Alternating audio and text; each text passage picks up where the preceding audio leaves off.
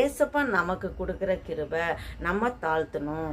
ஆண்டவர்கிட்ட நம்மளை தாழ்த்தும் போது ஆண்டவர் அவருடைய கிருபையை நமக்கு அளிக்கிறார். கிருபை தான் நமக்கு வேணும். கிருபை இல்லைன்னா ஒன்றுமே முடியாது. ஆண்டவர் கிருபையினாலே நம்மளை நடத்துகிற தேவன். காலைதோறும் அவருடைய கிருபை புதிதாக இருக்குது. நம்ம புதிய ஆண்டவர்கிட்ட கிருபை கேட்டுக்கணும். கல்வாரி சிலுவையில் ஏசப்பா அந்த சிலுவையில் கடைசி மரண பரிந்தமும் அவர் தண்ணியே தாழ்த்தினார். சிலுவையில் ஒப்பு கொடுத்தாரு, அடிக்க ஒப்பு கொடுத்தாரு. எதுக்காக?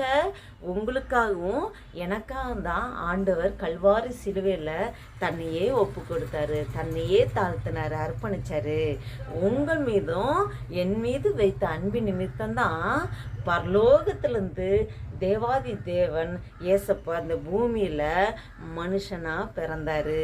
நமக்காக அவர் வாழ்ந்து காமிச்சாரு.